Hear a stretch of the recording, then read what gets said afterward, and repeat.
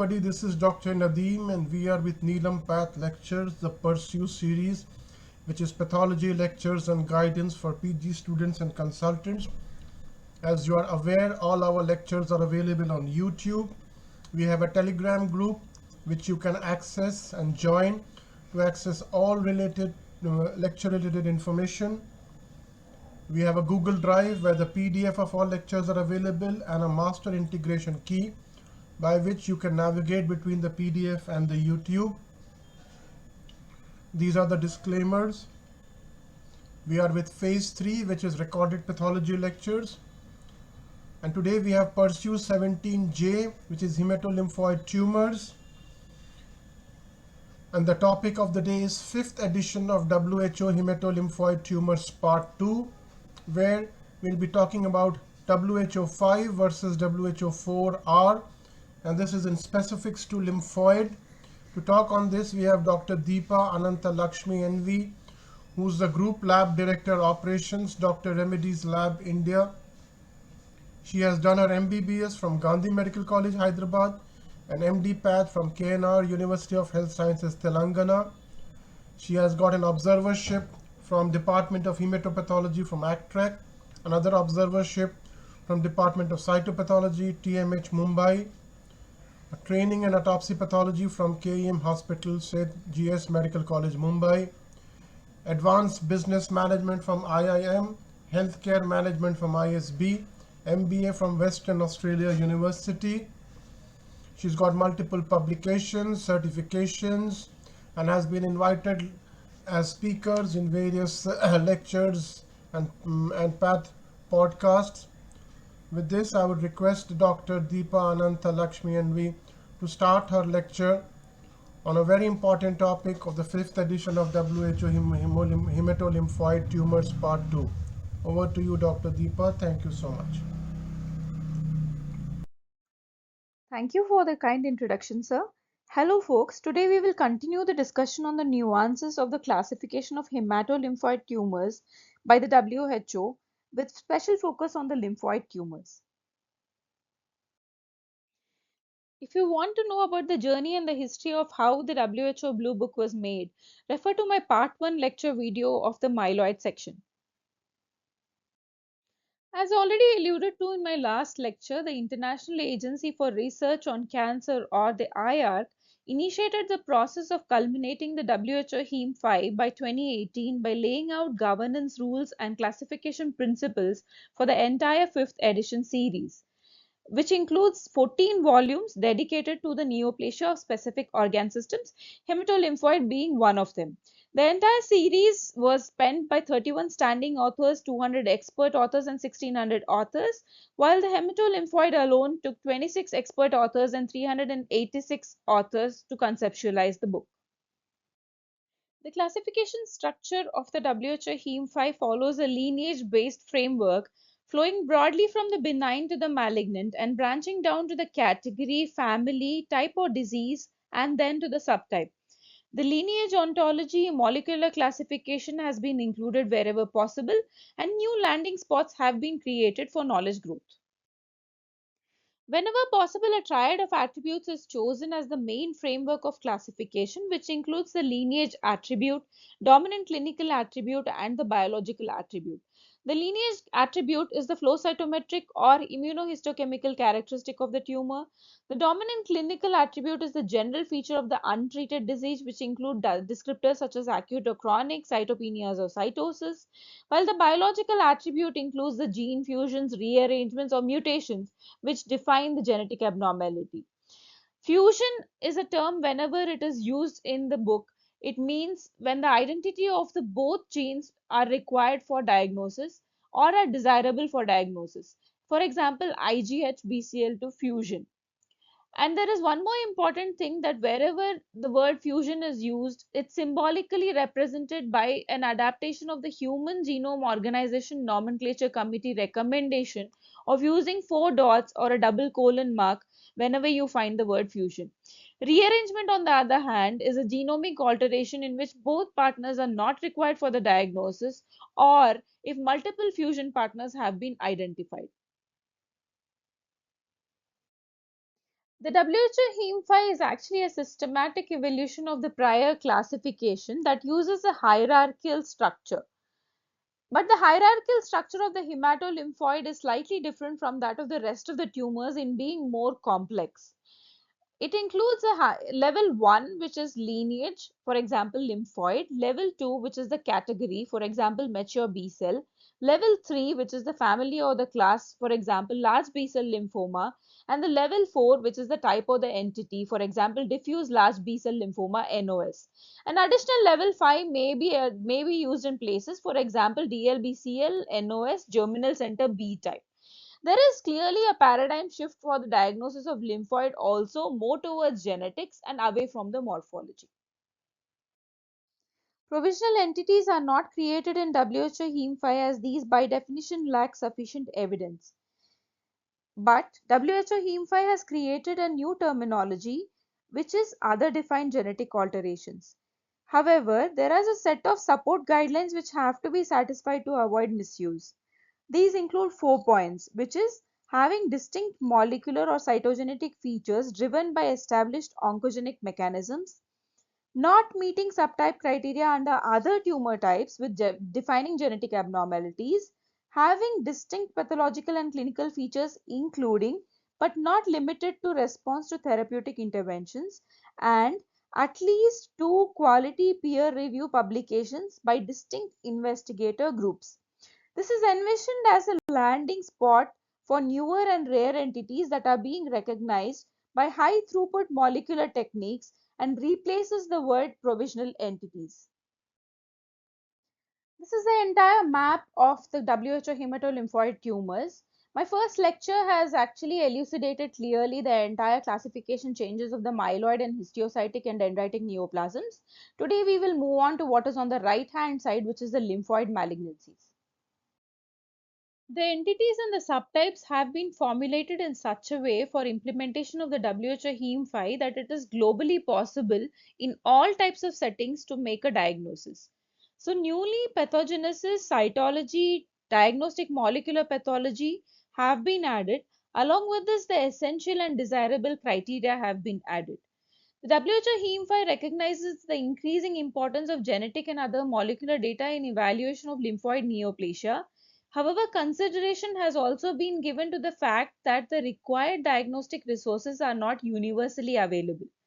Thus, to facilitate a pragmatic approach for diagnosis while also encouraging the adoption of molecular testing, the essential and desirable criteria for each entity are given in the hierarchy. The essential diagnostic criteria is primarily mandatory for diagnosis, which is the minimal criteria to allow the diagnosis of an entity as universally as possible, although molecular criteria have also been used in some entities.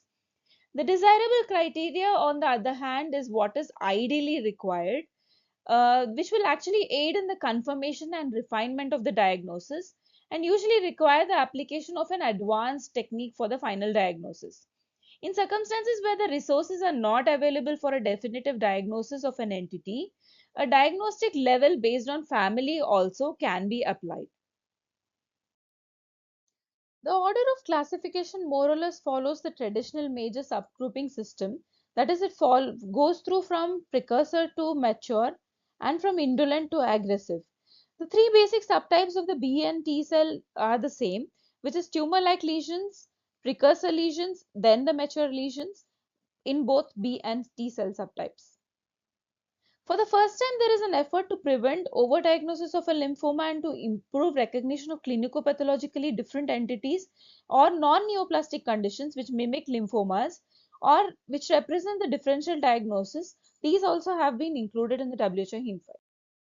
Let us move on to discuss the B-cell lymphoid proliferations and lymphomas first, and then move on to the T-cell lymphoid lesions and lymphomas.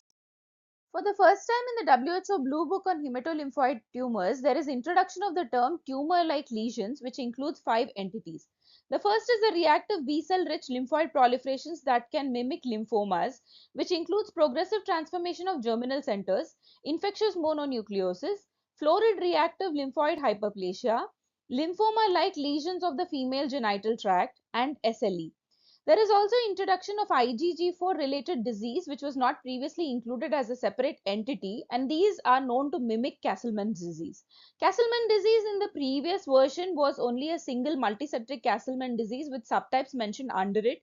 Now there are three different entities of Castleman disease which are directly included, which is unicentric Castleman disease, idiopathic multicentric Castleman disease, and Kaposi sarcoma associated herpes virus or human herpes virus 8 associated multicentric Castleman's disease. Let us move on to discuss the B lymphoblastic leukemias or lymphomas or BALL with new genetic defined entities and subtypes. Using the basic principles of essential and desirable diagnostic criteria which is outlined previously, most of the entities can be divided into different entities based on the molecular genetic subtyping and the cytogenetic testing. However, there may be some entities which cannot be divided even after comprehensive testing, and there is an entity created for accommodating these, which is BALL-NOS. There is also a novel entity created which is BAL with other defined genetic abnormalities. This is to accommodate the novel rearrangements or mutations or fusions which have been discovered newly because of high throughput testing. This includes the DUX4, MEF2D, ZNF384, NUM1 rearrangements with IG, immunoglobulin and MYC fusion, and PAX alteration, to name a few. If we may compare the WHO 5th edition classification of B lymphoblastic leukemias and lymphomas with that of the 4th edition, we may notice that there are some entities which have been retained, some have been renamed, and some have been introduced newly. So the ones that have been retained include the B lymphoblastic leukemia lymphoma NOS category, the B lymphoblastic leukemia lymphoma with hypodiploidy, and the B lymphoblastic leukemia lymphoma with IAMP21. The rename changes are many, which includes the B lymphoblastic leukemia lymphoma with hyperdiploidy has been renamed as B lymphoblastic leukemia lymphoma with high hyperdiploidy. The word high has been newly added. Wherever there is the translocation has been directly included in the nomenclature, for example, BALL translocation 922 BCR-ABL1. In such categories in which the translocation has been directly included in the nomenclature, the translocation has been taken off and the fusion genes or the fusion partners have been retained in the nomenclature. For example, B lymphoblastic leukemia lymphoma BCR-ABL1 fusion. There are two new entities added in the B lymphoblastic leukemia lymphoma, which is not previously included, which includes B lymphoblastic leukemia lymphoma with ETV6 RUNX1 like features and B lymphoblastic leukemia lymphoma with TCF3 HLF fusion. There is also a mention that TCF3 PBX1 fusion category, which was also previously included, has a particularly aggressive behavior. Let us move on to discuss the mature B-cell neoplasms. The mature B-cell neoplasms comprise of 12 families in the current classification, which includes the pre-neoplastic and neoplastic small lymphocytic proliferations. This includes the monoclonal B-cell lymphocytosis and the CLL-SLL subtypes. The next category is newly designed, which is splenic B-cell lymphoma leukemia category. And if you remember, the 4th edition was having a splenic B-cell lymphoma leukemia NOS category that is no longer there in the current classification. The splenic B-cell lymphoma leukemia includes hairy cell leukemia, splenic marginal zone lymphoma, splenic diffuse red pulp small B-cell lymphoma, and splenic B-cell lymphoma leukemia with prominent nucleoli. In detail, I will be explaining all these entities in the later slides. There is also lymphoplasmacytic lymphoma, which includes a single category. Marginal zone lymphoma includes extranodal marginal zone lymphoma with mucosa associated lymphoid tissue, primary cutaneous marginal zone lymphoma, nodal marginal zone lymphoma, and pediatric marginal zone lymphoma. The entity follicular lymphoma includes the in situ follicular B-cell neoplasm, follicular lymphoma, pediatric type follicular lymphoma, and duodenal type follicular lymphoma. Cutaneous follicular center lymphoma includes primary cutaneous follicular lymphoma. Mantle cell lymphoma includes mantle cell neoplasm, mantle cell lymphoma, and leukemic non-nodal mantle cell lymphoma. Transformation of indolent and B-cell lymphoma is the next category. We also have large B-cell lymphomas, Burkitt lymphoma, KSHV, HSV associated B-cell lymphoid proliferations and lymphoma includes primary effusion lymphoma, KSHV-HHV8 positive DLBCL, and KSHV-HHV positive germinotropic lymphoproliferative disorder. Lymphoid proliferations and lymphomas associated with immune deficiency or dysregulation is again including hyperplasias arising from immunodeficiency disorders or immunodeficiency dysregulations, polymorphic lymphoproliferative disease arising in IDD, EBV positive mucocutaneous ulcer, lymphomas arising in IDDs, and inborn errors of immunity associated with lymphoid proliferations or lymphomas.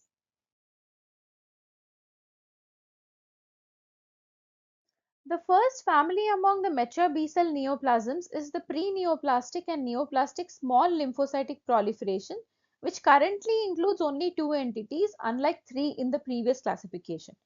The two entities are monoclonal B-cell lymphocytosis and the CLL-SLL subtype. These remain the same, while the entity B, prolymphocytic leukemia, has been removed from the current classification.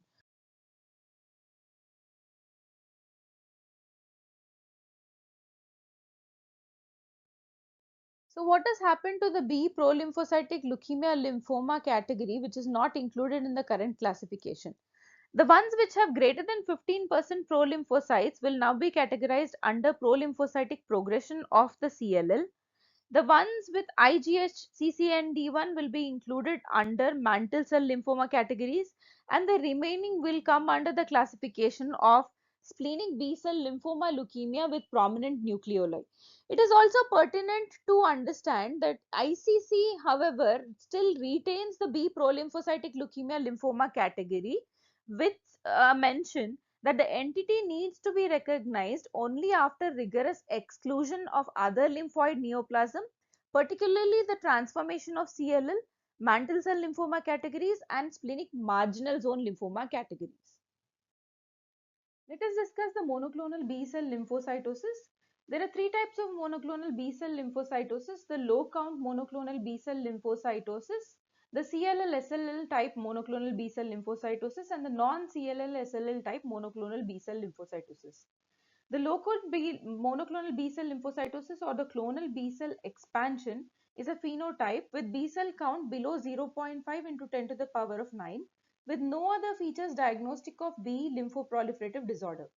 The arbitrary threshold is based on the distribution of clonal B-cell counts in the population studies as compared to the clinical cohorts.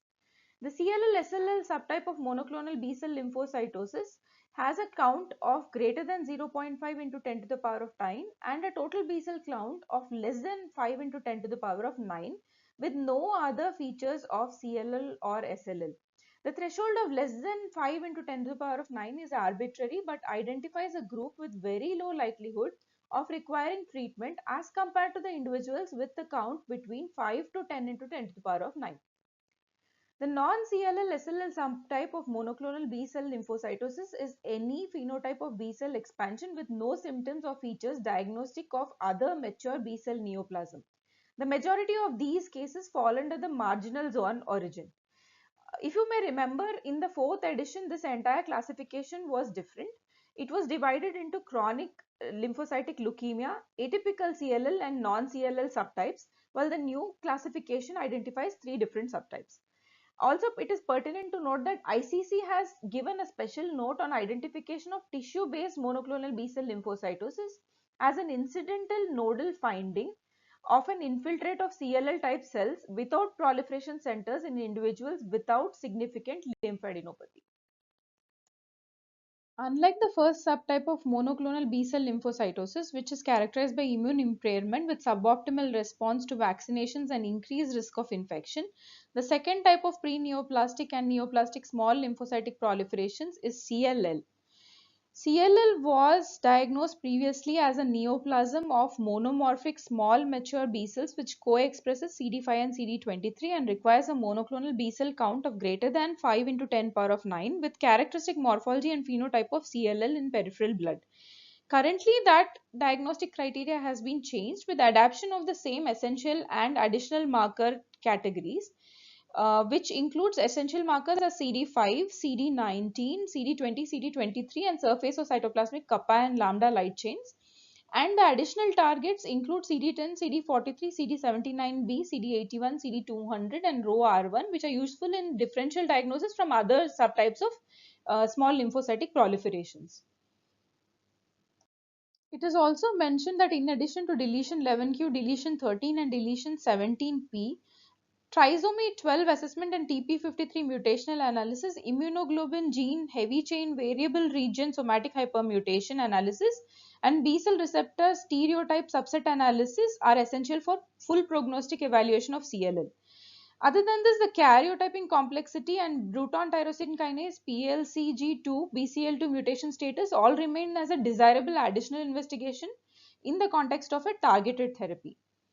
It is also important to note that there is IGHV mutation and TP53 aberration status are both included in the CLL International Prognostication Index.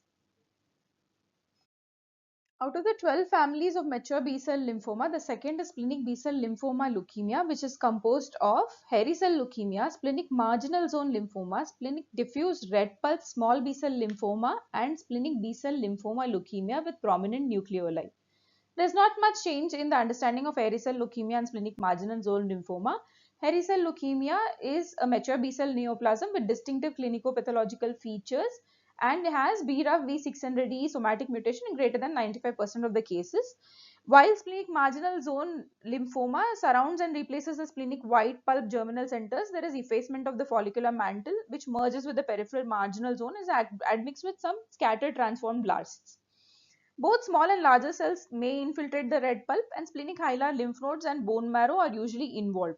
Lymphoma cells are frequently found in the peripheral blood as villous lymphocytes in the splenic marginal zone lymphoma. The splenic diffuse red pulp small B-cell lymphoma has some features overlapping with hairy cell leukemia and splenic B-cell lymphoma with prominent nucleoli, but can be distinguished on the basis of immunophenotypic and morphological characteristics.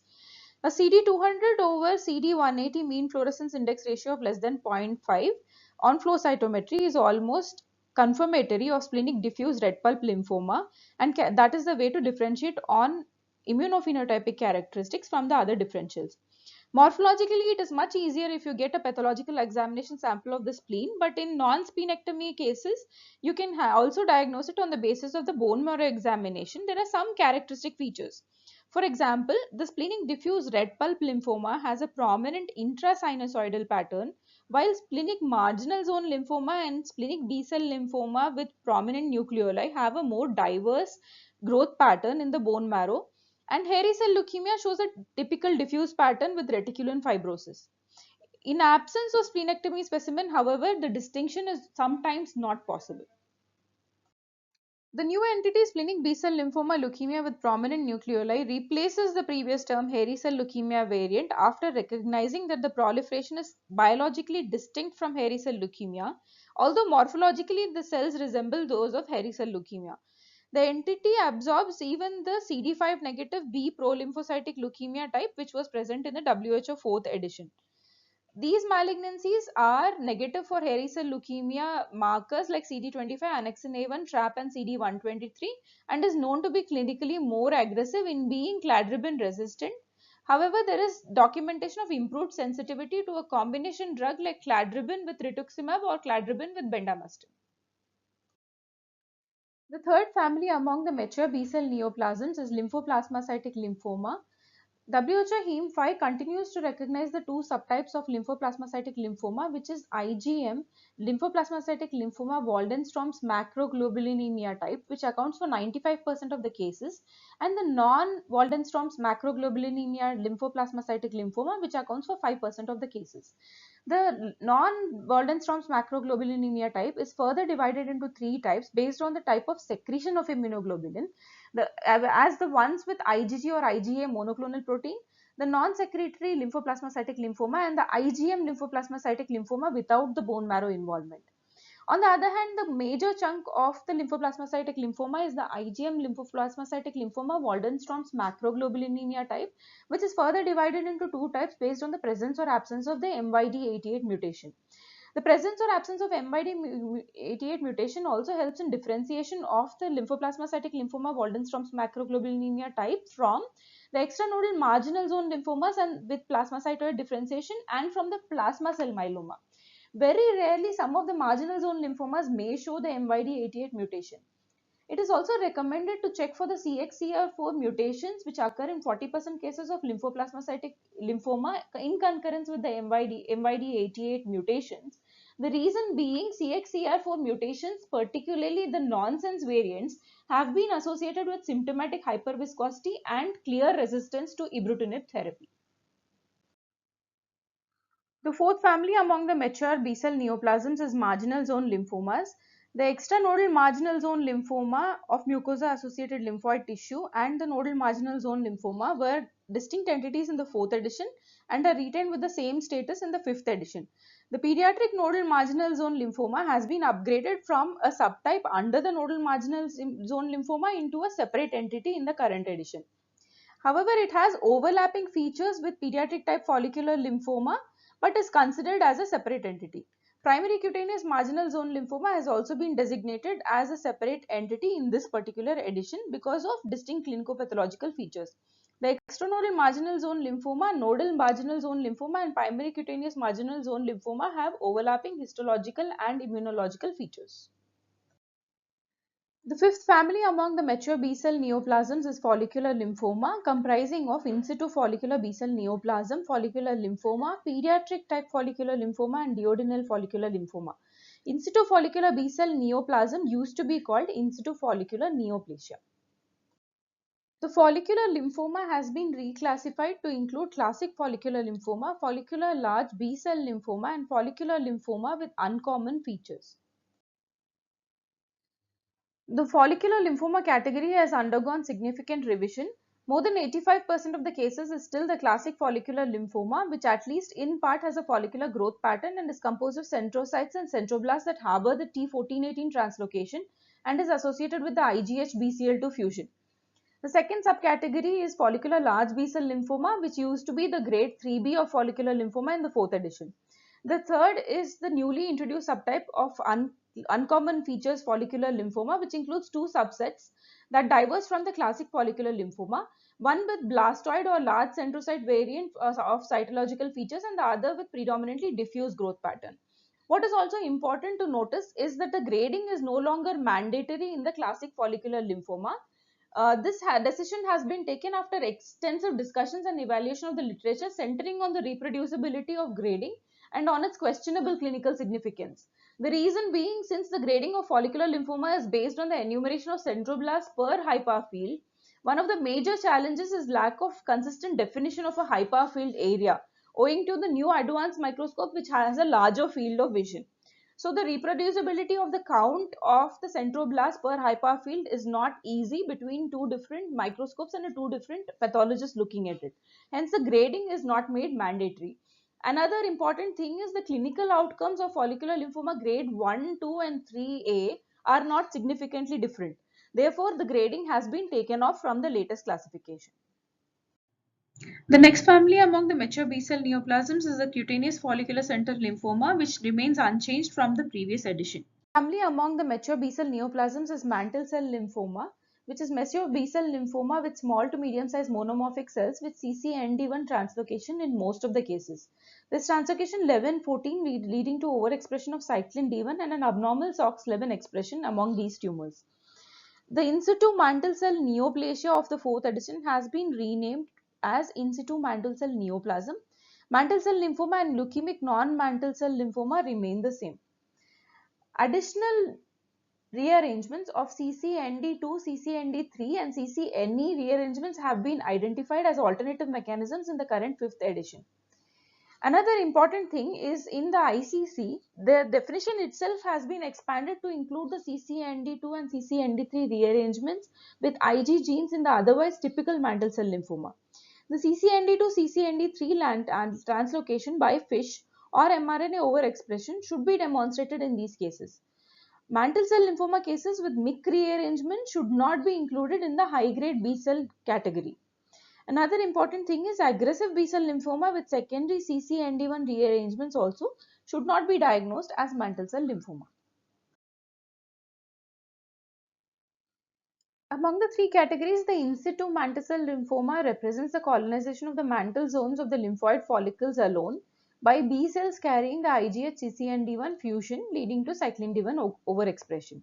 The mantle cell lymphoma has the classical IGH-CCND1 fusion, which is a hallmark of 95% of the cases, while the leukemic non-nodal mantle cell lymphoma has involvement of blood, bone marrow and spleen with little or no lymphadenopathy. This entity is mostly asymptomatic and has a better clinical outcome compared to mantle cell lymphoma category. Biologically, the non-nodal mantle cell lymphoma differs from the mantle cell lymphoma having lack of the SOX11 expression. There is low Ki67 index and frequent lack of CD5 expression. There is differences in the usage of IGHV gene rearrangements with biased usage of IGHV1 to 8 gene together with higher somatic hypermutation load, and there are fewer genetic alterations and infrequent genomic complexities in this entity. Let us look at the risk stratification of mantle cell lymphoma. As we are all aware, nearly 95% of the cases of mantle cell lymphoma show cyclin D1 strong expression. If there is a strong expression of cyclin D1 on the conventional fish, you may see a CCND1 rearrangement, which is mostly due to an IGH-CCND1 fusion. In rare occasions, it can be because of immunoglobulin kappa lambda light chain fusion with CCND1. Suppose the cyclin D1 expression is strong, but by conventional fish you are not able to see the CCND1 rearrangement. It has been noticed that this is because of a cryptic rearrangements of immunoglobulin kappa lambda enhancer to CCND1. So what exactly is a cryptic rearrangement? A cryptic rearrangement is a rearrangement which is so small to detect on fish that it may be missed. And it is recommended that genomic studies are done for such cryptic rearrangements. Suppose the cyclin D1 expression is absent, then what has been seen is a rearrangement in CCND2, CCND3, which has been mentioned in the fourth edition also, and newly CCNE rearrangement also has been identified. This has also been described in the fifth edition by fish or by mRNA overexpression. For the first time in WHO Hem5, a new section has been added or new family has been added, which is transformation of indolent B-cell lymphomas. The entire section has the description of the incidence and the known driver genes, and it is described as the high-grade transformation of an indolent B-cell lymphoma. Let us discuss the next family, which is the large B-cell lymphoma category. It has 18 specific entities, of which 11 remain the same, 4 have been renamed, and 3 are newly added entities. The 4 renamed entities include the high-grade B-cell lymphoma with MIK and BCL2 or BCL6 rearrangement has been renamed as diffuse large B-cell lymphoma or high-grade B-cell lymphoma with MIK and BCL2 rearrangements.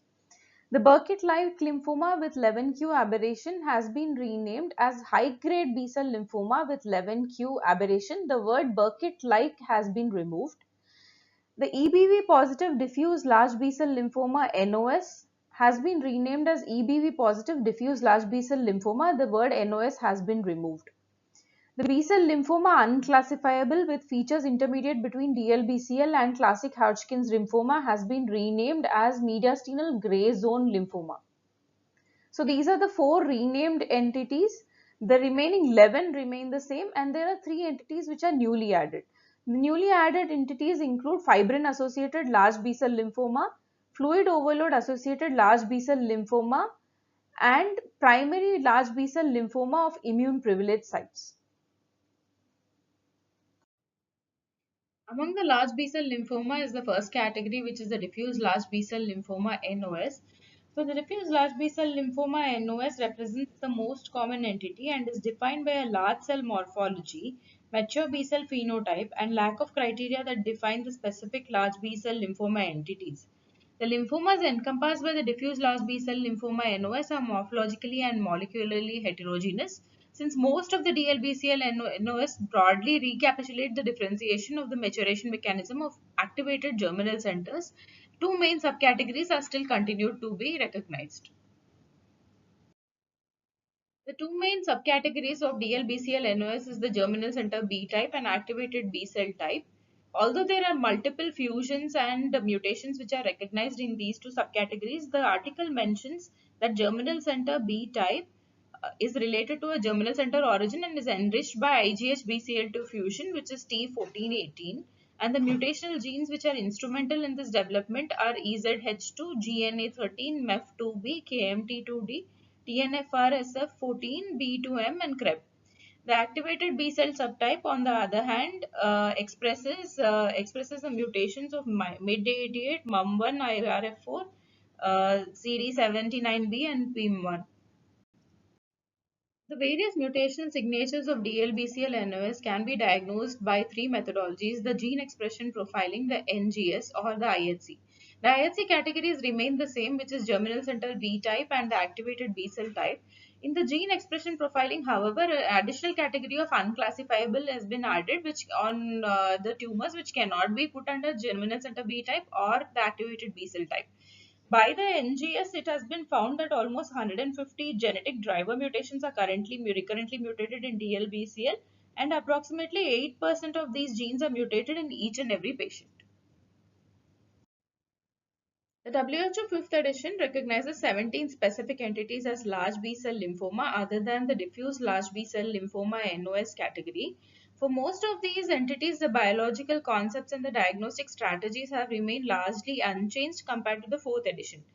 However, the names of a few entities have been modified for reasons of consistency from diffuse large B-cell lymphoma to large B-cell lymphoma category, acknowledging the fact that a diffuse growth pattern is either not apparent or if present also it cannot be assessed in some entities like in fibrin associated large B-cell lymphoma or a fluid overload associated large B-cell lymphoma categories.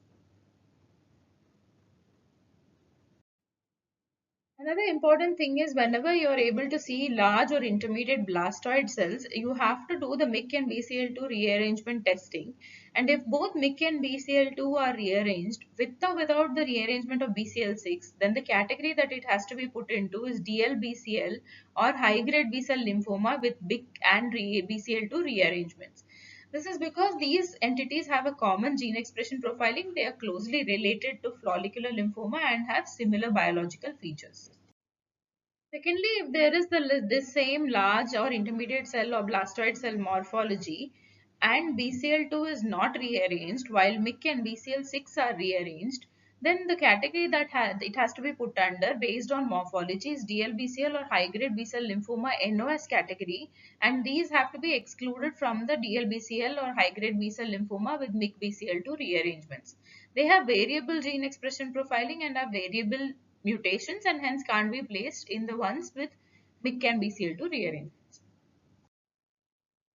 The next category is high-grade B-cell lymphoma with 11q aberration. So this was formerly known as the Burkitt-like lymphoma with 11q aberration in the 4th edition, and it is an aggressive MIK rearrangement negative B-cell lymphoma with morphology similar to that of Burkitt's lymphoma. It has an intermediate or blastoid type of morphology with an immunophenotype of CD10 positive, BCL6 positive, and BCL2 negative, and a gene expression profiling similar to Burkitt's lymphoma and a characteristic chromosome 11q gain or loss pattern. The losses in the 11q quarter is more specific for this entity than centromeric gains, but are rarely might be substituted by copy number neutral losses of heterozygosity.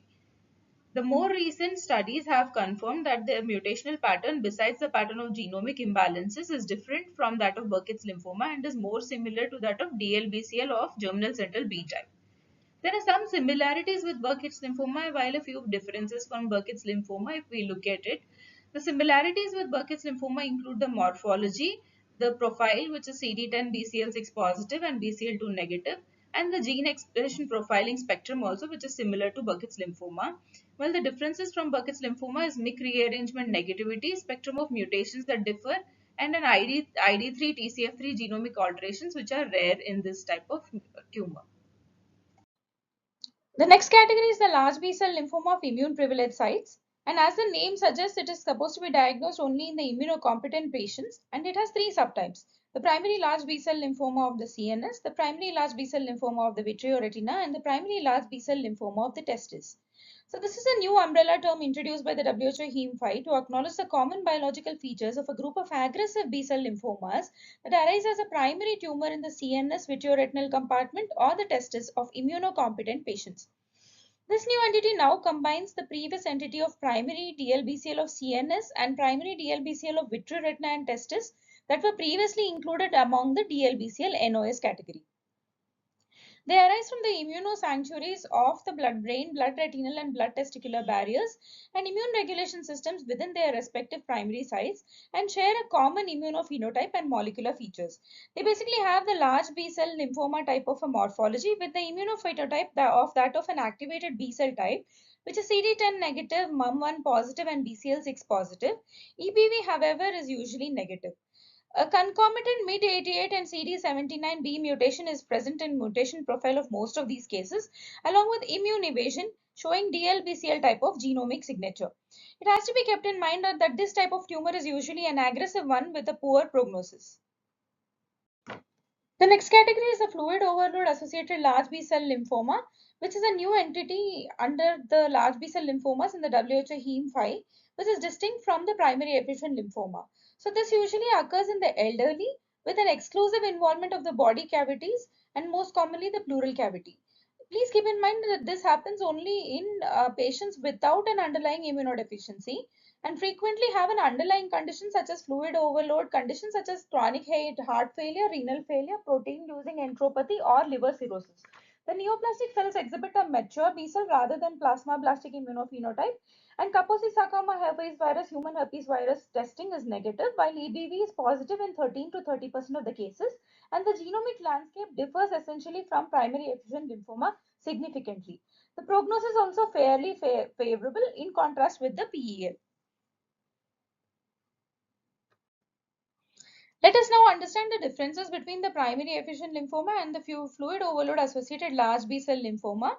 As already alluded to, the primary effusion lymphoma can affect body cavities and the adjacent structures, while the fluid overload associated lymphoma is restricted to only the body cavities. Secondary tumors may be seen in the primary effusion lymphoma while it is absent in fluid overload associated large B-cell lymphomas.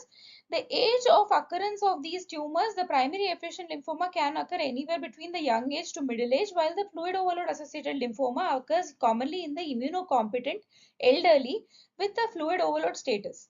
The immunophenotype of primary effusion lymphoma is that of a pan B-cell marker positivity with a plasma cell marker positive or negative, while fluid overload associated large B-cell lymphoma shows a mature B type of phenotype. The KSHV-HHV8 is usually positive in primary effusion lymphoma while it is negative in fluid overload associated lymphoma, but EBV may be positive in 13 to 30% of the cases. The prognosis is unfavorable in primary effusion lymphoma, it being a very aggressive tumor, while fluid overload associated lymphoma usually shows a favorable prognosis. The next entity is the mediastinal gray zone lymphoma, which is a B-cell lymphoma with overlapping features between the primary mediastinal B-cell lymphoma and classic Hodgkin's lymphoma, especially the nodular sclerosis type. So this is a new entity which replaces the term B-cell lymphoma unclassifiable with features intermediate between diffuse large B-cell lymphoma and classic Hodgkin's lymphoma of the revised 4th edition.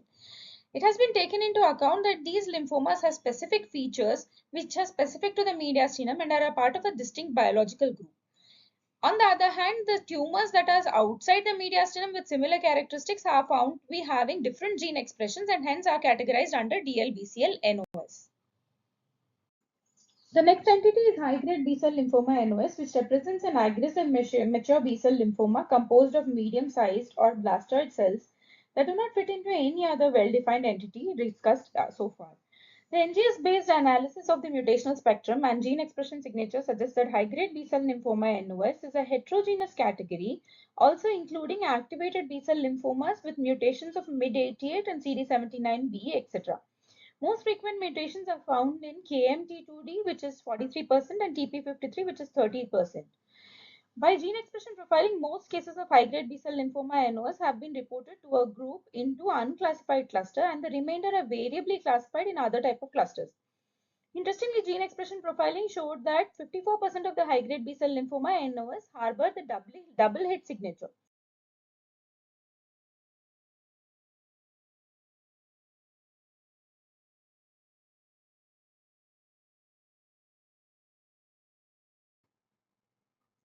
This is an illustration that is taken from the publication directly. So on your left side is what the categories used to be in the WHO 4th revised edition, and on the right hand side are the corresponding categories in the 5th edition. So this will help in better understanding of how the changes have been made. So let's take primary DLBCL of the CNS first. It used to be called the same in the 4th edition, and now currently it has some of the cases which are associated with the immunodeficiency setting, which are generally EBV associated, have been put under the category of immune deficiency / dysregulation associated lymphomas. So is the case with any other lymphoma of any other morphology which is there in the immunodeficiency settings, be it DLBCL NOS, primary DLBCL of CNS, or the B-cell lymphoma unclassifiable with features intermediate between DLBCL and classic Hodgkin's lymphoma. Once they are arising in the immunodeficiency setting, they have to be put under immunodeficiency or dysregulation associated lymphomas only. The remaining DLBCL of the CNS in immunocompetent patients has been put under large B-cell lymphoma of immune privileged sites. So this large B-cell lymphoma of immune privileged sites includes the what used to be in the immunocompetent patients of primary DLBCL of the CNS and DLBCL NOS, which had the category of DLBCL of testis and vitreoretina. So anything that arises in an immunocompetent phase from the immune privileged sites, which is blood testis barrier, blood brain barrier, or blood retina barrier, has to be put under large B-cell lymphoma of immune privileged sites only. Let us now look into the high-grade B-cell lymphoma with MYC and BCL2 rearrangements and or BCL6 rearrangements, which is the terminology of the 4th edition. This has been divided into 3 and split into 3 different types right now, and if there is the same morphology along with MYC rearrangement and BCL2 germline or BCL6 rearranged, then it will be placed in DLBCL NOS categories. If it is a high-grade B-cell morphology and the MYC is rearranged and BCL2 is rearranged and BCL6, whether it is rearranged or germline, it is put under DLBCL / high-grade B-cell lymphoma with MYC and BCL2 rearrangement.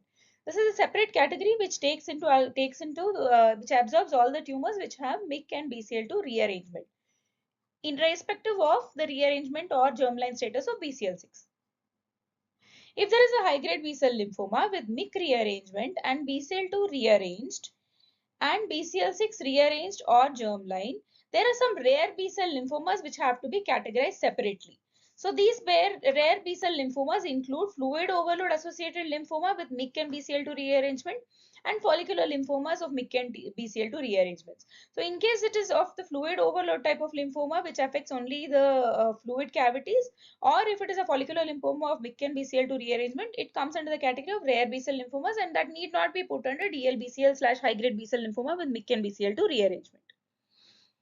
Suppose it is what used to be called as gray zone lymphoma, which formally finds an entry in the current book as mediastinal gray zone lymphoma. So if there is a B-cell lymphoma unclassifiable with features intermediate between DLBCL and classic Hodgkin's lymphoma, which used to be a type in the 4th edition, if this type of a lymphoma is there in the immunodeficiency setting, as already alluded to, it should be put under immunodeficiency / dysregulation associated lymphoma. Then about the immunocompetent patients who have B-cell lymphoma unclassifiable with features intermediate between diffuse large B-cell lymphoma and classic Hodgkin's lymphoma, if it is in a mediastinal site, it will be put in a mediastinal gray zone lymphoma. And if it is in an mediastinal site, then it has to be put under DLBCL NOS category. I hope I am clear. The next entity in WHO Hem5 is Burkitt's lymphoma, the features of which are largely unchanged in the newer edition. It remains the same. It is called to be an aggressive B-cell neoplasm composed of medium-sized cells with a germinal center B-type phenotype, which is CD10 positive, BCL6 positive, and BCL2 weak, with a high Ki67 index in more than 95% of the cases and an Ig-MYC fusion. Whereas 3 subtypes of B-cell lymphoma which were historically recognized, which is endemic, non-endemic, and immunodeficiency associated, have been dropped because the recent data suggests that EBV-positive Burkitt's lymphoma and EBV-negative Burkitt's lymphoma form a discrete biological group based on their molecular features, regardless of their epidemiological context and geographic location. There are some features which are common for EBV positive and EBV negative cases in Burkitt's lymphoma, while some that are specific for the EBV positive cases only. For example, the coding mutation of BCR and PI3K is common for both EBV positive and EBV negative cases, along with mutations in the G protein coupled receptor signaling and switch sucrose non-fermenter mutations. So these are the ones that are common for both EBV positive and EBV negative cases. While for EBV positive alone, you can see the hypersomatic mutation of a non-coding region close to the transcription start site and fewer driver mutations. The WHO HEME5 now recognizes a full spectrum of lymphoid proliferation related to the Kaposi sarcoma herpes virus, human herpes virus 8 infection, in parallel with the terminology of other herpes viruses as indicated as KSHV HHV8 to accommodate both common practices of hematopathologists as well as that of virologists.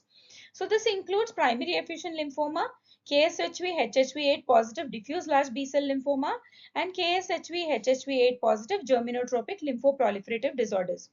As already known, the primary effusion lymphoma and Kaposi sarcoma herpes virus, human herpes virus 8 positive DLBCL, both of these occur in immunocompromised HIV patients, while KSHV HHV8 positive germinotropic lymphoproliferative disorder is more a disease of an elderly immunocompetent patient. Another thing to note is that there is HHV8 KSHV association with multicentric Castleman disease, and now this KSHV HHV8 positive multicentric Castleman disease has been grouped under tumor-like lesions with B-cell predominance.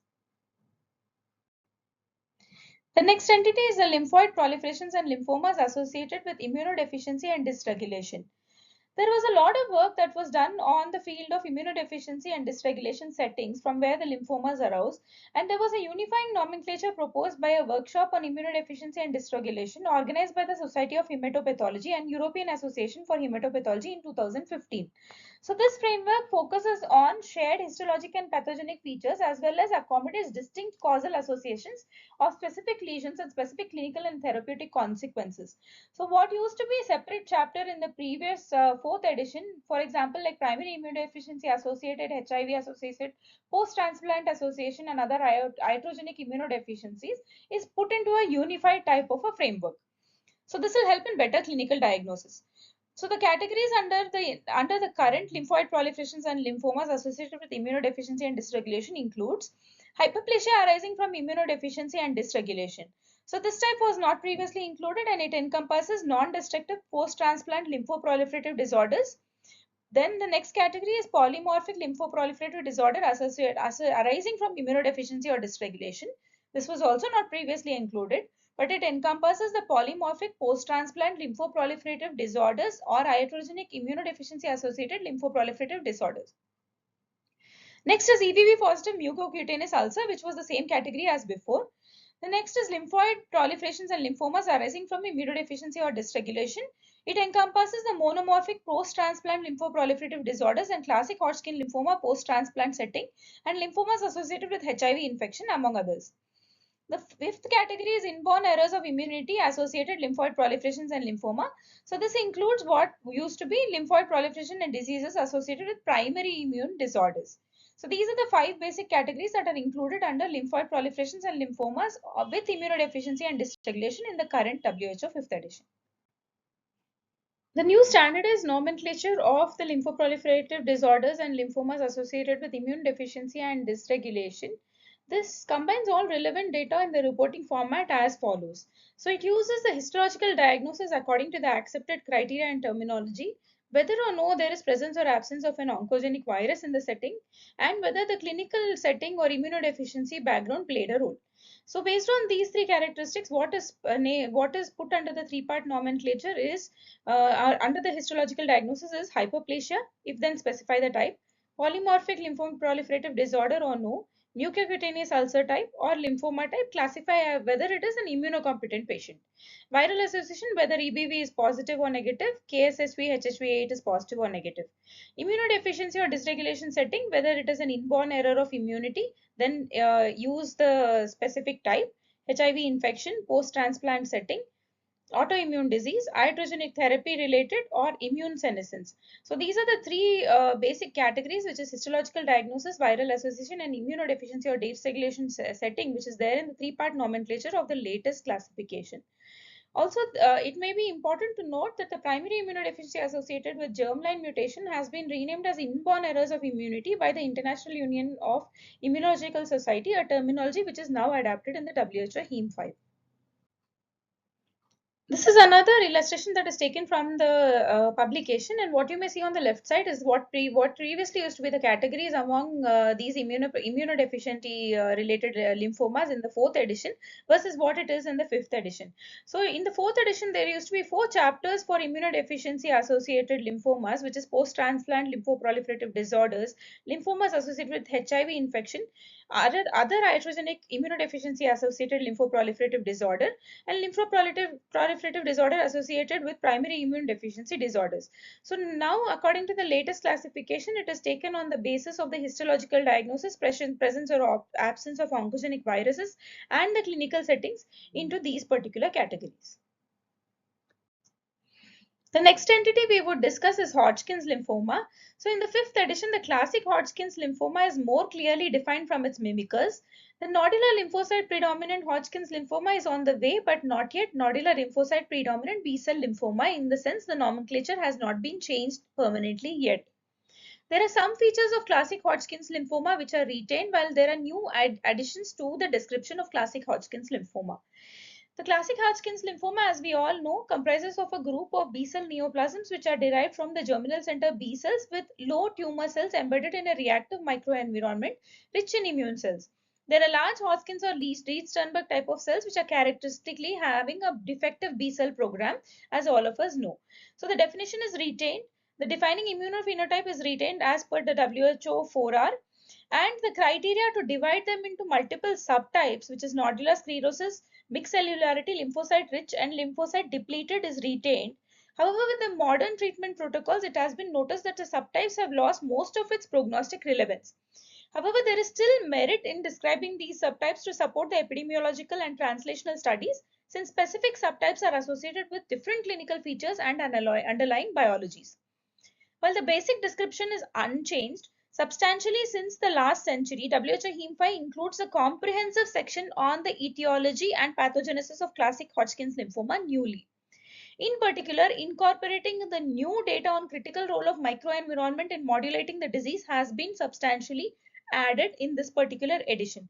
Recent biological insights have led to recognition of expanding spectrum of pitfalls, gray zones, and mimickers among the nodal follicular helper cell lymphomas and lymphoproliferative disorders associated in immunodeficiency dysregulation setting that may contain EBV-positive Hodgkin's-like Reed-Sternberg cells, and caution should be exercised very clearly in such settings for misdiagnosing them as classic Hodgkin's lymphoma. Considering the diagnosis as classic Hodgkin's lymphoma in immunodeficiency settings, the same applies even to purely extranodal classic Hodgkin's lymphoma like lymphoproliferations. The second type of Hodgkin's lymphoma is nodular lymphocyte predominant Hodgkin's lymphoma. The terminology is retained currently as nodular lymphocyte predominant Hodgkin's lymphoma, and so that they don't interfere with the ongoing clinical trials, but it has been recommended that it be changed to nodular lymphocyte predominant B-cell lymphoma, because these tumors have a functional B-cell program. Based on the immunomorphological growth pattern, nodular lymphocyte predominant Hodgkin's lymphoma is divided into 6 morphological subtypes, pattern A, B, C through F. Out of these, pattern C, D, and E, which is prominent extranodular lymphocyte predominant cells, and T-cell rich nodular, diffuse T-cell histiocyte rich large B-cell lymphoma, DLBCL-like, these 3 are known to have bad prognosis and are more aggressive in behavior. Next, we discuss the plasma cell neoplasms and other diseases with paraproteins. There are some new conditions which are added. There are some criteria redefined.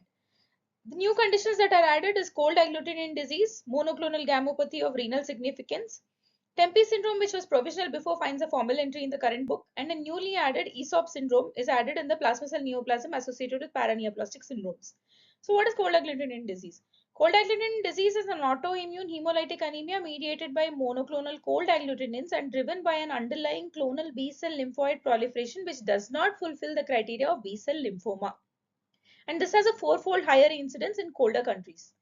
The second which is added is monoclonal gammopathy of renal significance. The monoclonal gammopathy of renal significance represents a plasma cell or B-cell proliferation that does not meet the accepted criteria of malignancy but secretes a monoclonal immunoglobulin or its fragment which causes a kidney injury.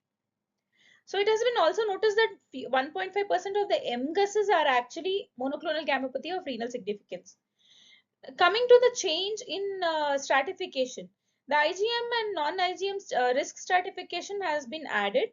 There are three risk factors. One is abnormal serum free light chain ratio, IgA or IgM type of MGUS, and a serum M protein value greater than 1.5 grams per deciliter. These three are defined because if all the three are present, and approximately the progression is 50 to 60% higher risk of progression in 20 years, while absence of all the three, the risk of progression is only 5%. ESOP syndrome that is newly added is adenopathy and extensive skin patch overlying a plasmacytoma. Tempe syndrome, which was a provisional entry before, is now added in this. And Tempe syndrome, as all of us know, is telangiectasia, elevated erythropoietin, erythrocytosis, monoclonal gammopathy, perinephric fluid collection, and intrapulmonary shunting. Let us now summarize the B-cell lymphoid proliferations and the lymphomas. The B-cell lymphoid proliferations and the lymphomas consist of 5 subcategories which we have elaborately discussed, which includes the tumor-like lesions with the B-cell predominance, which is a new entity, precursor B-cell neoplasms, mature B-cell neoplasms, Hodgkin's lymphoma, and the plasma cell neoplasms and other diseases with paraproteins. The first entity among the B-cell lymphoid proliferations and the lymphomas is tumor-like lesions with the B-cell predominance. A similar entity of tumor-like lesions with T-cell predominance is included in the T-cell lymphomas also, to conceptualize the idea of rising awareness that these lymphoma mimickers are present, and also to help the readers eliminating the requirement to search for other books for look for these topics. So the tumor-like lesions of the B-cell predominance collectively includes 5 entities, which is reactive B-cell proliferation that mimic lymphoma, IgG4 related disease, and the 3 subtypes of the Castleman's disease. The reactive B-cell lymphoid proliferations that mimic lymphoma include florid follicular hyperplasia, progressive transformation of germinal centers, EBV-associated lymphadenopathy, autoimmune-associated lymphadenopathy, and the indolent B-cell lymphoblastic proliferation, etc. All these lesions are commonly encountered and considered during lymphoma workup. Actually, in all these benign lymphadenopathies and other related lesions which mimic lymphomas in some way, and their possibility should always be explored before the final diagnosis of any particular lymphoma is being made. The histological finding of lymph nodes of IgG4 related disease is often variable, which makes it difficult and very challenging and leads to a broad differential diagnosis which includes some types of lymphomas. The unicentric Castleman disease, idiopathic multicentric Castleman's disease, and the KSHV-HHV8 associated Castleman disease share some histological features, but they have different etiology, pathogenesis, and clinical course, and that is the reason why it has been separated out, that there should be a distinctive diagnosis in conjunction with clinical features, and the results of other tests are also taken into consideration. The tumor-like lesion with T-cell predominance also has been included in the T-cell lymphomas with a similar requirement for diagnostic separation from the lymphomas. The next entity is the precursor B-cell neoplasm. The precursor B-cell neoplasm include 12 entities, which are the B-lymphoblastic leukemia lymphoma with defined genetic alterations and the B-lymphoblastic leukemia lymphoma NOS category. So the B-lymphoblastic leukemia lymphoma NOS category is specifically reserved for the cases in which the defining genetic alterations cannot be made out. And as you may see, there are 2 newly identified genetic fusions, which is the ETV6-RUNX1 like features, B lymphoblastic leukemia lymphoma with ETV6-RUNX1 like features, which is not previously included, and another entity is B lymphoblastic leukemia lymphoma with TCF3-HLF fusion, which has been newly added in this book. The next family is the mature B-cell neoplasm, which includes 12 subfamilies, which include the pre-neoplastic and the neoplastic small lymphocytic proliferations, splenic B-cell lymphomas and leukemia, which is a new category, lymphoplasmacytic lymphoma, marginal zone lymphoma, follicular lymphoma, cutaneous follicular center lymphoma, mantle cell lymphoma, transformation of indolent B-cell lymphomas, large B-cell lymphomas, Burkitt's lymphoma, KSHV, HHV8 associated B-cell lymphoid proliferations and the lymphomas, and lymphoid proliferation and lymphomas associated with immunodeficiency and dysregulation. This entity, lymphoid proliferations and lymphomas associated with immunodeficiency disorders and dysregulation, replaces the immunodeficiency associated lymphoid proliferative disorders of the fourth edition, which was included under the rare T and NK cell lymphomas. The splenic B-cell lymphoma leukemia with prominent nucleoli is a new entity, as I already alluded to, and it includes the cases of hairy cell leukemia variant and the CD5 negative B-cell prolymphocytic leukemia, which was separately marked in the fourth edition. Two new subtypes of the follicular lymphoma categories have been recognized besides the classic follicular lymphoma, which usually represents 85% of the cases. So the remaining 15% of the cases includes two new subtypes, which is follicular large B-cell lymphoma and follicular lymphoma with uncommon features. The classic follicular lymphoma, as you know, includes BCL2 rearrangement and at least a part of the follicular growth pattern, but that is not the same with these two new entities.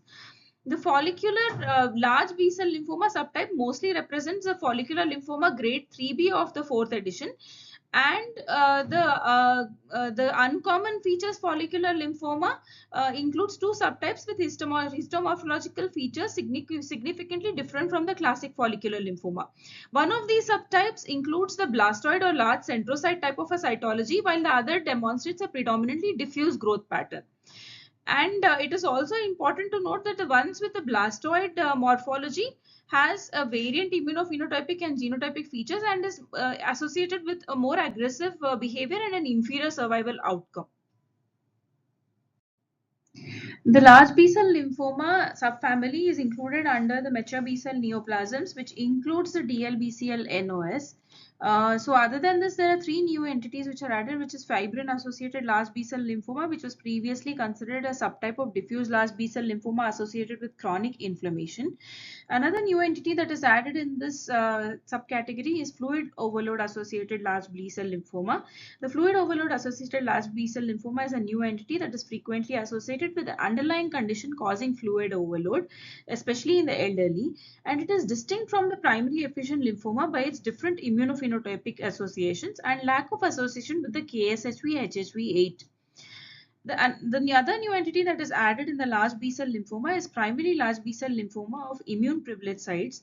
The large B-cell lymphoma of the immune privileged site is a new entity that describes aggressive B-cell lymphomas that share common biological features and arise as a primary lymphoma in the central nervous system, vitreoretinal compartment, or the testis.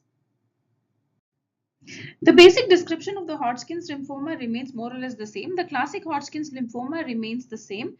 The subdivision of classic Hodgkin's lymphoma into the nodular sclerosis, mixed cellularity, and lymphocyte rich and lymphocyte depleted, however, has been mentioned that it has lost its prognostic significance. The nodular lymphocyte predominant Hodgkin's lymphoma has now a newly described immunomorphological growth pattern, which includes designation from pattern A through F, out of which the pattern C, D, and F are known to be aggressive, which includes the pattern C, which is prominent extranodular lymphocyte predominant cells, the pattern D, which is T-cell rich nodular, and the pattern F, which is diffuse moth-eaten B-cell rich type. All these three immunomorphological patterns are known to be the more aggressive nodular lymphocyte predominant Hodgkin's lymphoma. The plasma cell neoplasms and other diseases with paraproteins has been recognized in the WHO 5th edition, which includes 4 groups, which is monoclonal gammopathies, diseases of monoclonal immunoglobulin deposition, heavy chain diseases, and the plasma cell neoplasms. Of these, the cold agglutinin disease, monoclonal gammopathy of the renal significance, and the ESOP syndrome were not previously included. So, the cold agglutinin disease is an autoimmune hemolytic anemia caused by monoclonal cold agglutinase originating from the clonal B-cell proliferation, but these do not meet the criteria of the B-cell lymphoma and hence categorized under cold agglutinin disease. Another important entity that is newly included is monoclonal gammopathy of renal significance. So, the monoclonal gammopathy of renal significance refers to a plasma cell or B cell proliferation which does not fulfill the criteria of lymphoma but secretes monoclonal immunoglobulin resulting in a kidney damage. Next, we move on to discuss the T and NK cell lymphoid proliferations and lymphomas. As you may notice that the terminology has been changed from T and NK cell neoplasms of the WHO 4th revised edition to T and NK cell lymphoid proliferations and lymphomas. This has been done specifically to entertain the entry of broader group of entities, notably the family of tumor-like lesions and precursor lesions. The T and NK cell lymphoid proliferations and lymphomas include three families: the tumor-like lesions with T-cell predominance, precursor T-cell neoplasms, and the mature T and NK cell neoplasms. The first family is the tumor-like lesions with T-cell predominance, which is a new class of tumor of lesions, which includes Kikuchi-Fujimoto's disease, indolent T-lymphoblastic proliferations, and autoimmune lymphoproliferative syndrome. The first among the tumor-like lesions with T-cell predominance is a new class of tumor-like lesion, which is Kikuchi-Fujimoto's disease.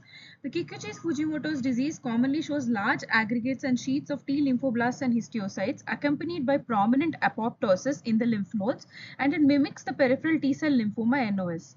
Clues to correct diagnosis include the typical clinical circumscribed and non-expansile nature of the nodal infiltrate and the presence of a significant component of plasmacytoid dendritic cells which are CD123 positive and the presence of many histiocytes that express myeloperoxidase. The next entity among the tumor-like lesions with T-cell predominance is the indolent T-lymphoblastic proliferation or ITLP, which bears some similarities with the TLL. The architecture is somewhat similar with clusters of confluent sheets of lymphoid cells which can range from the appearance of small lymphocytes to slightly larger cells with more open chromatin, which is morphologically consistent with the thymocytes of the normal thymus. But there are some differentiating factors. The presence of TDT, although present in both ITLP and TLL, the atypical morphology is more commonly seen only in the TLL. Moreover, the monoclonal T-cell TCR gene rearrangement is commonly found only in the TLL and is usually absent in the indolent T lymphoblastic proliferation. Another important thing is that the distortion of the architecture is characteristic of TLL and is usually absent in indolent T lymphoblastic proliferations. The third entity among the tumor-like lesions with T-cell predominance is the autoimmune lymphoproliferative syndrome or the ALPS that is associated with autoimmunity and germline or somatic pathogenetic changes in the genes involving the FAS-mediated apoptosis. It has a nodal or an extranodal infiltrate of CD4 negative, CD8 negative or in the sense double negative T cells which may appear as atypical medium-sized cells with clear cytoplasm that may mimic lymphoma. The clinical setting is usually of a young patient and there is a lack of destructive infiltrate that provides soft clues towards its nature and differentiates it from the other types of lymphomas.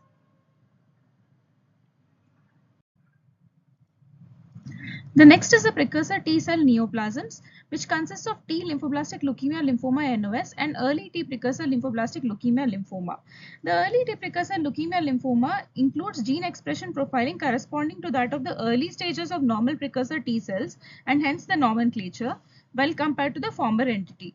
And it shows a unique immunophenotype that includes expression of the stem cells and myeloid markers. But despite significant advances in our understanding of the genetic background of TALL, there is not yet sufficient evidence to establish genetically defined types of TALL of clinical relevance.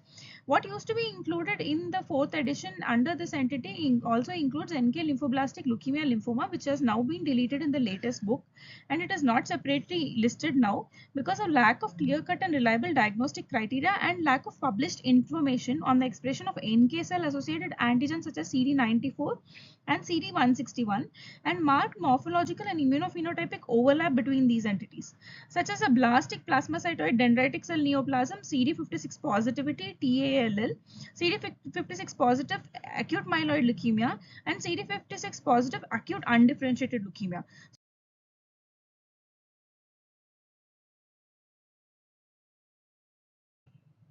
There are 9 families of the mature T and NK cell neoplasms, which include the mature T and NK cell leukemia, primary cutaneous T cell lymphoma, intestinal T and NK cell lymphoid proliferations and the lymphomas, hepatosplenic T cell lymphomas, anaplastic large cell lymphoma, nodular T helper cell lymphoma, other peripheral T cell lymphomas, EBV positive T and NK cell lymphomas, and EBV positive T and NK cell lymphoid proliferations and lymphomas of childhood.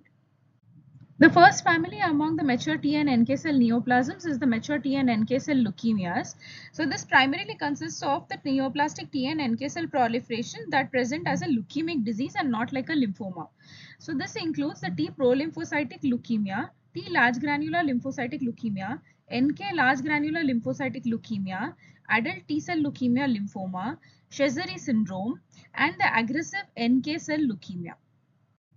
Let us now discuss the T prolymphocytic leukemia. The T prolymphocytic leukemia is a rare form of mature T cell leukemia with a heterogeneous clinical course, and the recent efforts to standardize the diagnosis, staging, and the treatment have led to a unified diagnostic criteria, which is inclusive of a T cell lymphocytosis of greater than 5 into 10 to the power of 9 per liter with an appropriate phenotype and a T cell monoclonality, and the presence of genetic aberrations including structural variants of breakpoints affecting the TCL1A, MTCP1 locus, or expression of TCL1. Let us discuss the next entity among the mature T and NK cell leukemias, which is the T large granular lymphocytic leukemia. There is emerging evidence of clinical and phenotypic significance of specific mutations in this entity. For example, the STAT3 mutation found preferentially in the CD8 positive T large granular lymphocytic leukemias and gamma delta T large granular lymphocytic leukemia is associated with neutropenia and a poorer overall survival. On the other hand, the STAT5B mutation is overrepresented in cases of CD4 positive T large granular lymphocytic leukemias. The next entity among the mature T and NK cell leukemia family is the NK large granular lymphocytic leukemia. So what used to be called a chronic lymphoproliferative disorder of the NK cells in the WHO 4th revised edition has been renamed now as NK large granular lymphocytic leukemia or NKLGLL, given a recent evidence that this may have a monoclonal or oligoclonal expansion of the NK cells that has many similarities to the T large granular lymphocytic leukemias. The next entity among the mature T and NK cell leukemia family is the adult T cell leukemia lymphoma. Novel events have been revealed which highlight the importance of immune evasion, including CTLA4 CD28 fusion, ICOS CD28 fusion, and a REL-C terminal truncation. Recurrent alterations of HLA-A and HLA-B and structural variation disrupting the 3' untranslated region of CD274, which is PDL1, have been noted. Furthermore, the frequency and the pattern of somatic alteration appear to be correlated with the clinical behavior. Specifically, aggressive subtypes show more genetic alteration, whereas STAT3 mutations are more common in the indolent subtypes. Based on the clinical and serological features and prognostic indices, ATLL has been better defined, and prognostically meaningful genetic classification has been recently proposed in the fresh edition. The next entity to be discussed among mature T and NK cell leukemia family is the Sézary syndrome, which closely resembles mycosis fungoides but is labeled as a distinct entity in this section to highlight its primary site of clinical presentation and consideration of its differential diagnosis from other mature T cell leukemias. Comprehensive genomic signatures highlight the contribution of cellular aging and UV exposure to the development of Sézary syndrome. The next entity is the aggressive NK cell leukemia or ANKL. Genome-wide sequencing studies have provided novel insights to its pathogenic events. They implicate mutation of genes like JAK-STAT and RAS MAP kinase pathway, epigenetic modifiers like TET2, CREB, BP, KMT2D, and immune checkpoint molecules like CD274, PDL1, and PDL2 in the disease pathogenesis. Let us now discuss the primary cutaneous T-cell lymphoid proliferations and lymphomas, abbreviated as CTCL. There are some rare subtypes and entities that have been listed in the new edition. In the 4th edition, the primary cutaneous gamma delta T-cell lymphoma, Primary cutaneous CD8 positive aggressive epidermotropic cytotoxic T-cell lymphoma. The primary cutaneous CD4 positive small and medium-sized T-cell lymphoproliferative disorder and the primary cutaneous CD8 positive lymphoproliferative disorder were listed under the term cutaneous peripheral T-cell lymphoma rare subtypes. Now these have been listed as separate entities in the fresh classification. Another important thing to note in the primary cutaneous T-cell lymphoid proliferations and lymphomas is that a landing spot has been created for the subtypes which cannot be listed under the already listed 9 subtypes of the primary cutaneous T-cell lymphoma, which is the primary cutaneous peripheral T-cell lymphoma NOS category, which was not previously included in the 4th edition. The next is the family of intestinal T and NK cell lymphoid proliferations and lymphoma, which includes 2 changes. One is the indolent T-cell lymphoproliferative disorder of the GIT has been named as indolent T-cell lymphoma of the GIT. This is because although the clinical course is indolent, these entities disseminate and have a significant morbidity. So that is the reason why it has to be named as a lymphoma. Secondly, a new entity has been added, which is indolent NK cell lymphoproliferative disorder of the GIT. This basically is what used to be called as lymphomatoid gastropathy or NK cell enteropathy in the previous edition. But however, the studies have revealed its neoplastic nature and is no longer included in these previous names, which is more reactive. Another important thing to note is that the new entity indolent NK cell lymphoproliferative disorder of the GIT is also added in the ICC. However, the renaming of indolent T-cell lymphoma of the GIT, which is there in the 5th edition, is slightly different. ICC has named indolent T-cell lymphoproliferative disorder of the GIT as indolent clonal T-cell lymphoproliferative disorder of the GIT, since their studies have revealed clonal nature of this neoplasm. This is a comparative table between all the types of T and NK cell lymphoproliferative disorders and lymphomas of the GIT.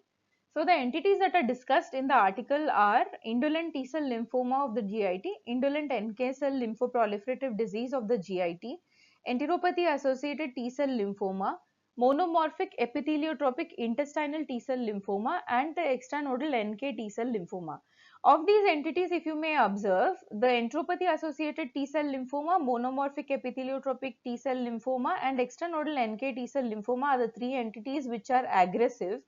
They extend deep and also can cause perforations. So these 3 are the entities which are more aggressive subtypes. The association with celiac disease is found in the enteropathy associated T-cell lymphoma. And another important thing is EBV association can be seen in extranodal NK and T-cell lymphomas. If you look at the epitheliotropism factor, the epitheliotropism is present in the entities in which the name itself includes the word epitheliotropism, which is enteropathy associated T-cell lymphoma and monomorphic epitheliotropic intestinal T-cell lymphomas. So these 2 lymphomas have an epitheliotropism in them. If you look at the lineage, the indolent T-cell lymphoma of the GIT is T-cell CD4 and CD type, CD8 positive type. CD4 usually it is more commonly CD4 positive than CD8 positive. Indolent NK cell lymphoproliferative disorder of the GIT is from the lineage of NK cells. The enteropathy associated T-cell lymphoma is from the lineage of CD4 negative and CD8 negative or double negative. Monomorphic epitheliotropic T-cell lymphoma usually of a T-cell lineage mostly CD8 positive, while extranodal NK cell lymphomas is more commonly from the NK cell or sometimes it may be from the T-cell lineage as well. If you look at the molecular genetics, most of these entities have a JAK-STAT type of mutation. The molecular genetics of indolent T-cell lymphoma is JAK-STAT fusion mutations of the JAK pathway and epigenic modifier genes. The indolent NK cell lymphoproliferative disease of the GIT has JAK3 mutation. The ETL or the enteropathy associated T-cell lymphoma has gains of 9q34 and loss of 16q12 mutations of the JAK-STAT pathway, more commonly JAK1 and STAT3. The monomorphic epitheliotropic intestinal T-cell lymphoma has gains of 9q34 and the ETEL extranodal NK or T-cell lymphoma includes 6q21 to 25 deletions and mutations of the JAK-STAT pathway. JAK-STAT pathway deletions, mutations and fusions are there right across all the entities of the T and NK cell lymphoproliferative disorders and the lymphomas of the GIT. The next entity is the hepatosplenic T-cell lymphoma, which used to be called as a disease of the young in the WHO 4th edition revised. But now recent studies have shown that hepatosplenic T-cell lymphoma is not necessarily a disease of the young, and it occurs only in 49% of the patients who were younger than 60 years of age, while the 51% of the patients were older than 60 years of age. Of note is also that dysbiosis in the bone marrow elements mimicking MDS is not uncommon in the bone marrow smears of hepatosplenic T-cell lymphoma. Therefore, there has to be some amount of caution when you are trying to diagnose this as hepatosplenic T-cell lymphoma. And also, this has no clinical impact. The presence of dysbiosis does not have any clinical impact. They may express the TCR gamma delta phenotype mostly. Few other cases express TCR alpha beta phenotype, where a small subset expresses TCR silence. The next category is the anaplastic large cell lymphoma. WHO Hem5 has recognized three subtypes of anaplastic large cell lymphoma, which is ALK positive anaplastic large cell lymphoma, ALK negative anaplastic large cell lymphoma, and breast implant associated large cell lymphoma. All of these entities have a pleomorphic tumor cell morphology with uniform to strong expression of CD30 and often a defective expression of the T cell lineage markers. You may also note that the primary cutaneous anaplastic large cell lymphoma is grouped under the primary cutaneous T-cell lymphoid proliferations and lymphomas, acknowledging its clinico-pathological relation to these disorders and a highly favorable outcome in contrast with the systemic anaplastic large cell lymphomas which have a poorer prognosis. The ALK positive anaplastic large cell lymphoma has been separated out from the ALK negative anaplastic large cell lymphoma in contrast with the WHO HEM4 because of its distinct clinical pathogenesis and clinical course. The ALK negative anaplastic large cell lymphoma, especially the ones bearing the TP63 rearrangements, loss of TP53 or the overexpression of IL2R alpha are associated with poorer outcomes. It was written in the 4th edition that the DUSP22 rearrangement gives a favorable outcome as compared to the ALK positive ALCL, but more recent studies have not confirmed this association. In the previous edition, it is known that DUSP22 rearrangement is characterized by neoplastic cells with donut cell appearance and sheet-like growth pattern with less pleomorphic cells. LEF1 expression may serve as a surrogate marker for this molecular alteration. Another pitfall is presence of Hodgkin's morphology is not rare in anaplastic large cell lymphoma. This is usually associated with the aberrant ERBB4 protein expression. The breast implant associated anaplastic large cell lymphoma is an entity that is distinct from anaplastic large cell lymphoma ALK negative. Notably, it is usually non-invasive neoplasm arising in association with a textured surface breast implant and is associated with an excellent outcome. Invasion of adjacent structures, however, worsens the prognosis. Recent studies highlight the importance of T helper to allergic inflammatory response in this entity and a role of immune evasion via amplification of 9p24.1 and overexpression of PDL1 in over 50% of the cases, and a constitutive JAK-STAT activation by somatic mutations of STAT3, STAT5B, JAK1, JAK2 and loss of function mutations of SOX1 and SOX3 as a part of the entire inflammatory response. Therefore, in such cases of the breast implant associated ALCL is a definite entity even according to the ICC, and ICC has recommended a comprehensive capsulectomy sampling, margin evaluation and TNM staging for these entities.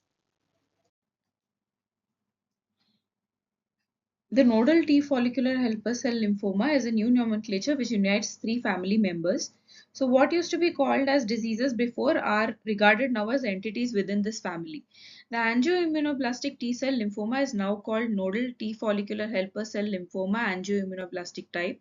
The follicular T-cell lymphoma is now called nodal T follicular helper lymphoma follicular type, and the nodal peripheral T-cell lymphoma with T follicular helper phenotype is now called nodal T follicular helper cell lymphoma NOS category.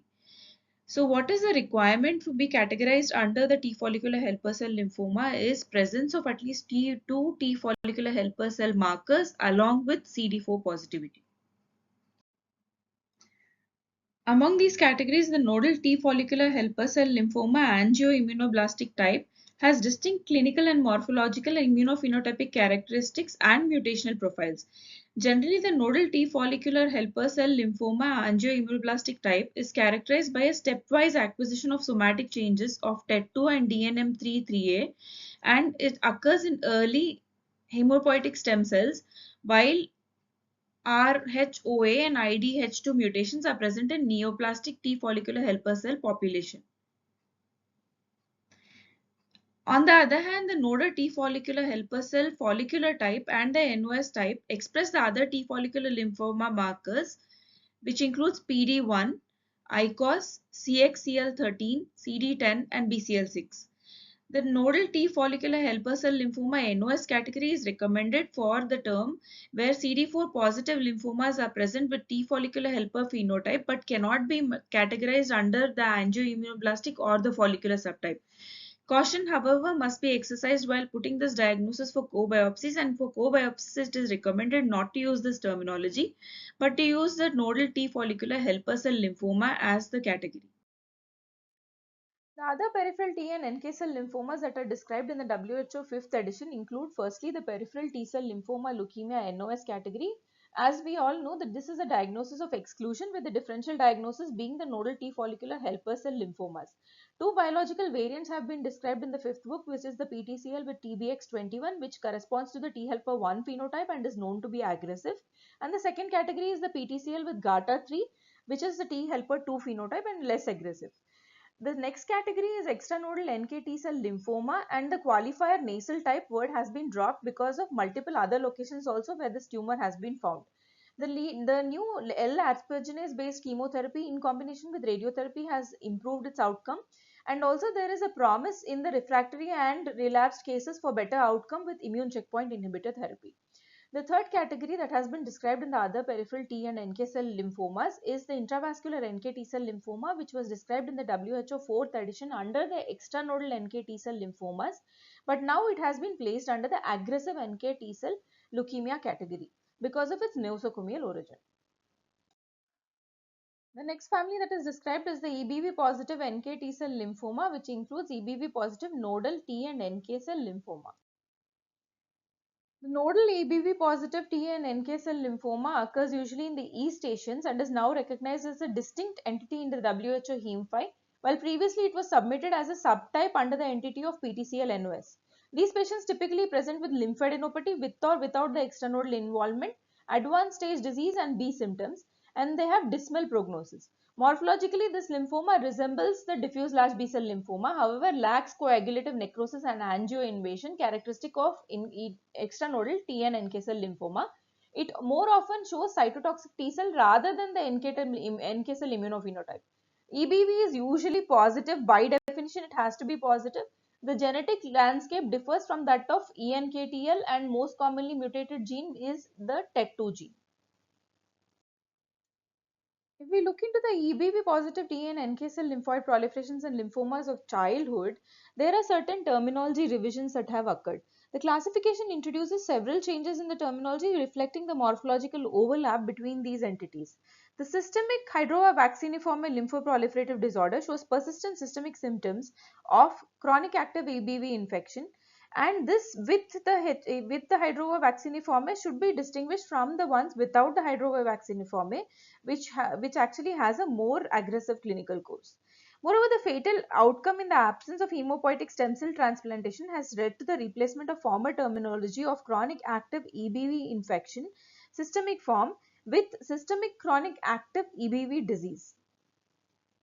The terminology severe mosquito bite allergy and systemic EBV positive T cell lymphoma of childhood, however, remain the same.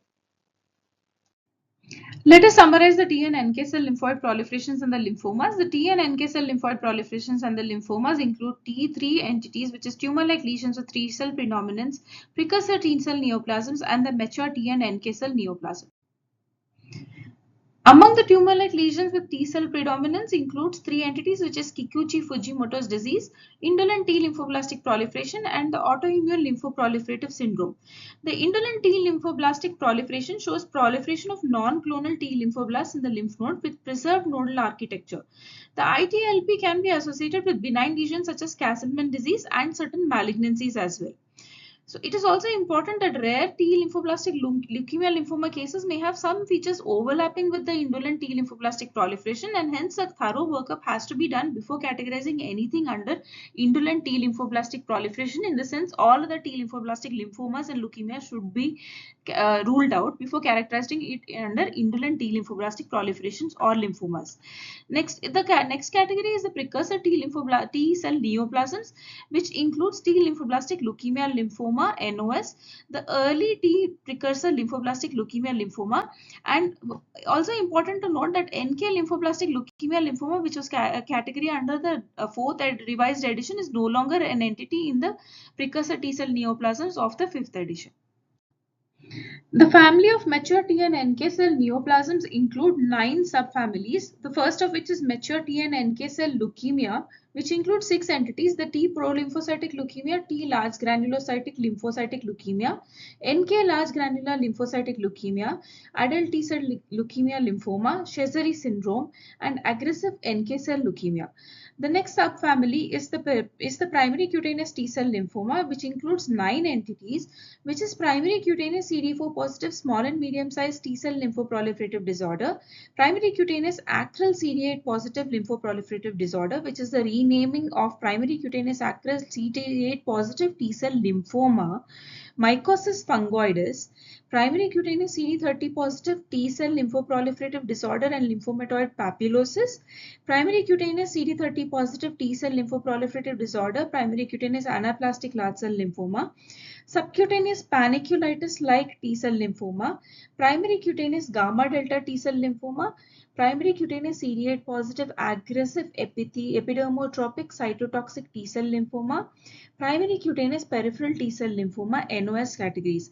These 9 sub-entities are included under primary cutaneous T-cell lymphoma category.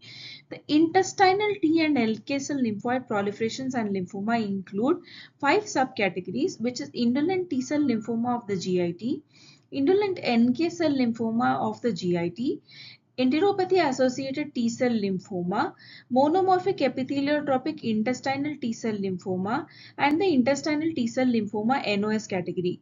Of these, the indolent NK cell lymphoproliferative disorder of the GIT is the newly included subtype. The hepatosplenic T-cell lymphoma is a single category. Anaplastic large cell lymphoma includes 3 subcategories, which is the ALK positive, ALK negative anaplastic large cell lymphoma and the breast implant associated anaplastic large cell lymphoma category. The nodular T lymphofollicular cell lymphoma or the TFH cell lymphoma includes 3 subcategories, which is the nodal T follicular helper cell lymphoma angioimmunoblastic type, the nodal T follicular helper cell lymphoma of the follicular type, and the nodal T follicular helper cell lymphoma (NOS) category. The other peripheral T-cell lymphomas include peripheral T-cell lymphoma (NOS) category. The EBV positive NK and T-cell lymphomas include EBV positive nodal T and NK cell lymphoma and the extranodal NK and T-cell lymphoma respectively. The EBV positive T and NK cell proliferation of the childhood is separated out from the adult subtype and includes 4 subtypes, which is severe mosquito bite allergy, hydrovaccinorrhea lymphoproliferative disorder, systemic chronic EBV disease, and systemic EBV positive T-cell lymphoma of the childhood. So these are the 9 subfamilies among the mature T and NK cell leukemia lymphoma family. Stroma-derived neoplasms of the lymphoid tissues is a new category that is introduced in the WHO HEM5, which is of tumors derived from the mesenchymal origin and not from the hematopoietic stem cell origin. The new categories that are not included in the previous version, which is newly included in the HEM5, include the intranodal palisaded myofibroblastoma, littoral cell angioma, splenic hematoma, and sclerosing angiomatoid nodular transformation of the spleen. These are the new entities that are inclusive. There are some nomenclature changes. For example, the tumor of inflammatory pseudotumor like follicular fibroblastic dendritic cell sarcoma has been renamed as EBV positive inflammatory follicular dendritic cell sarcoma, keeping in view that this is a separate entity from the follicular dendritic cell origin, and it is more inflammatory and EBV related tumor. Another change that has been made is the tumors of fibroblastic reticular cell neoplasms and the follicular dendritic cell neoplasms has been removed from the category of histiocytic and dendritic cell neoplasm and has been placed under mesenchymal dendritic cell neoplasms. The reason by being the origin of this is basically from the mesenchymal origin and not from the hematopoietic stem cells. So these are the major changes that have been made in the stromal derived neoplasms in the WHO category 5. The same is also reflected in the GI book. So this brings the end to our topic today. I have listed here the two references from which my material has been collected. So if there are any further questions, you can please write down in the comment section and I would be happy to help. Thank you very much for patient listening.